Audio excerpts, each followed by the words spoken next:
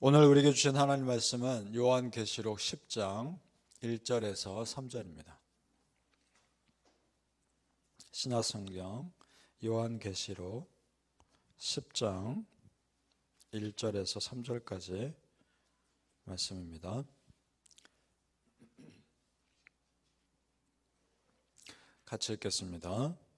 내가 또 보니 힘센 다른 천사가 구름을 입고 하늘에서 내려오는데 그 머리 위에 무지개가 있고 그 얼굴은 해 같고 그 발은 불기둥 같으며 그 손에는 펴놓인 두루마리를 들고 그 오른발은 바다를 밟고 왼발은 땅을 밟고 사자가 부르짖는 것 같이 큰 소리로 외치니 그가 외칠 때에 7 우레가 그 소리를 내어 말하더라.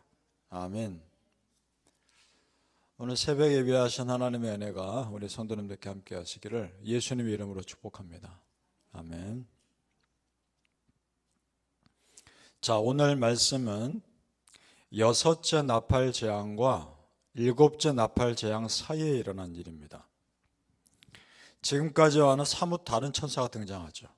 힘센 천사라고 기록되어 있습니다. 머리 위에 무지개가 있고 얼굴이 해 같고 불기둥 같다, 발이 불기둥 같다라고 기록합니다. 그 천사가 작은 두루마리를 손에 들고 있고 오른발은 바다에, 왼발은 땅에 서 있습니다. 겉모습만 봐도 압도당하기에 충분한 모습이죠. 그 말은 이 천사의 모습도 하나의 사인입니다. 그만큼 하나님이 선포하시는 메시지는 확고하시다. 이 땅을 압도하시는 메시지다라는 의미가 있습니다. 이 천사가 지금 책을 들고 있는데 어떤 내용인지는 정확히 알 수는 없으나 2절에 보니까 이렇게 되어 있죠. 펴 놓인 작은 두루마리라고 되어 있습니다. 펴 있습니다. 그 얘기는 아마도 모든 사람에게 이미 오픈된 예언의 말씀이라는 겁니다. 그리고 이 천사가 바다와 땅에 걸쳐 서 있는 것을 통해서 알 수 있는 것은 이 말씀이 온 세상 백성들에게 선포되어야 할 말씀이라는 겁니다. 자, 이렇게 오픈된 메시지가 있는가 하면 또 한편으로는 감추어진 메시지도 있습니다.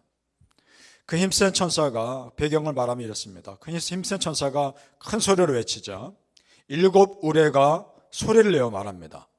그러자 사도 요한이 그 소리를 기록하려고 하는데 하나님이 막으십니다. 4절 말씀 같이 읽어보죠. 4절입니다. 시작. 7 우레가 말을 할 때에 내가 기록하려고 하다가 곧 들으니 하늘에서 소리가 나서 말하기를 7 우레가 말한 것을 인봉하고 기록하지 말라 하더라. 아멘. 자, 이런 겁니다. 사도 요한에게 하나님께서 메시지를 주시고 예언의 말씀을 선포하게 하시지만 그렇다고 해서 모든 말씀을 다 선포하라는 것은 아닙니다. 어떤 말씀은 오픈해야 할 때가 있고 어떤 말씀은 간직하고 비밀로 가지고 있어야 하는 말씀도 있는 겁니다. 우리 하나님은 질서의 하나님입니다. 그래서 하나님 말씀이 무질서하게 선포되거나 함부로 해석되는 것을 결코 원치 않으십니다. 하나님께서 막으신 비밀은 우리도 그 해석을 멈추어야 합니다. 예를 들어 성경을 읽다가 도저히 이해 안 되는 부분들이 있죠. 이것을 아무리 해석하려고 해도 해석이 안 되는 것들이 있습니다. 그 대단한 성경학자들이라고 해도 이건 도무지 해석 못하는 것들도 있습니다. 그것은 그대로 놔둬야 합니다. 임의로 해석하다 보면 문제가 생깁니다. 그런데 참 감사하고 놀라운 것은 그걸 그대로 놔둔 채 성경을 계속 읽어보다 보면 성경을 해석할 때가 있습니다. 그럴 때 있지 않습니까? 예전에 도무지 이해가 안 돼서 넘어갔던 말씀인데 나중에 한참 지난 뒤에 그 말씀을 볼 때는 그냥 자연스럽게 받아들여질 때가 있습니다. 그것이 은혜입니다. 말씀이 말씀을 푸는 겁니다. 그것이 가장 바람직한 해석입니다.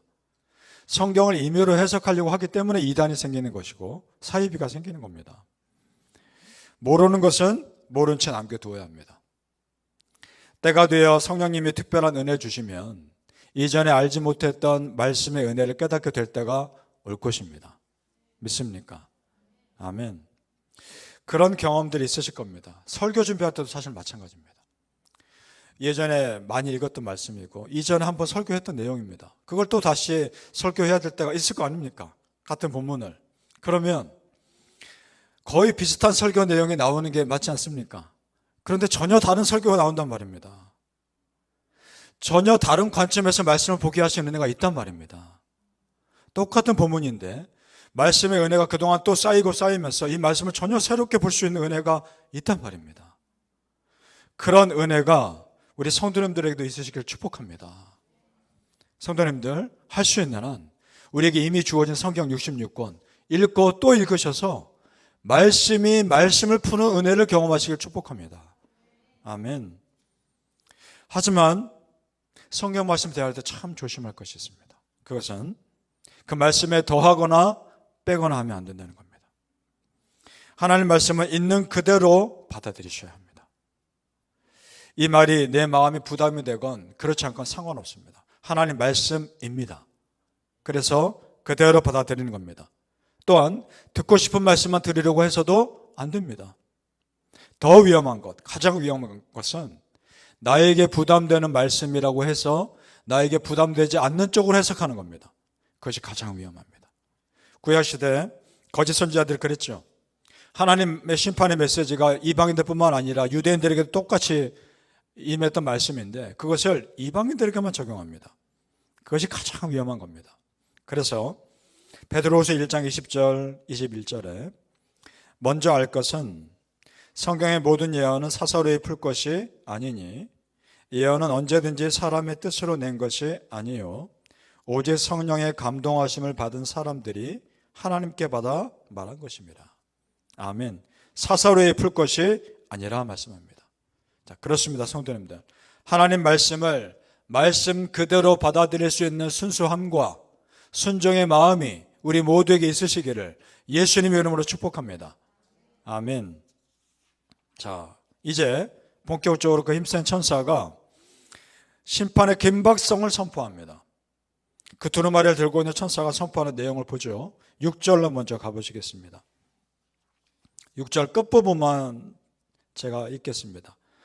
지체하지 아니하리니 라고 되어 있죠.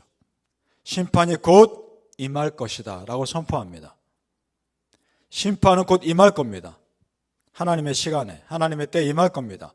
그 다음 7절을 같이 읽어보죠. 그가 또 어떻게 선포하는지 7절 같이 읽습니다. 시작. 일곱째 천사가 소리내는 날 그의 나팔을 불려고 할 때에 하나님이 그의 종 선지자들에게 전하신 복음과 같이 하나님의 그 비밀이 이루어지리라 하더라. 아멘. 자, 저를 보세요. 힘센 천사가 지금 선포하고 있는 겁니다. 힘센 천사가 이렇게 선포하는 겁니다.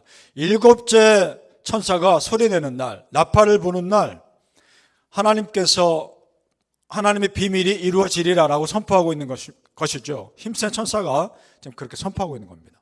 자, 그러면 그 내용을 보면 이해가 더 도움이 될 것 같지 않습니까? 그것이 11장에 나옵니다. 11장 15절로 가보시죠. 일곱째 천사가 어떤 메시지를 선포하는지 보죠. 계시록 11장 바로 다음 장이니까 15절 같이 있습니다. 시작. 일곱째 천사가 나팔을 불매 하늘에 큰 음성들이 나서 이르되 세상 나라가 우리 주와 그의 그리스도의 나라가 되어 그가 세세토록 왕노릇 하시리로다 하니. 아멘. 바로 이 메시지입니다. 이 메시지를 힘센 천사도 선포하고 있는 겁니다. 더 이상 이 땅의 주권이 사단이나 이 세상 왕들에게 있는 것이 아니라 하나님과 그리스도에게 있다라고 선포하는 겁니다. 사실 이 땅의 주인은 이미 하나님이십니다. 그러나 끊임없이 하나님의 주권에 도전했던 사단의 세력이 이제는 다 망했고 멸망했다는 것을 선포하는 겁니다. 그날이 올 것입니다. 그렇습니다, 성도님들. 완전하게 우리 그리스도께서 승리하시는 그날이 마지막 심판의 날입니다. 믿습니까? 그날은 우리에게는 그러니까 영광의 날인 겁니다. 두려운 날이 아닌 겁니다. 믿는 자들이여 그날을 소망하십시오. 성도님들, 말씀에 있는 그대로 믿습니까? 있는 그대로 믿읍시다. 하나님이 승리한다고 하셨으면 승리하시는 겁니다. 사단이 진다고 하면 지는 겁니다. 가감하고 뺄 것이 없이 그대로 믿는 겁니다. 바로 비록 그 말씀이 내 마음에 부담이 돼도 하나님 말씀이기에 그대로 다 받읍시다.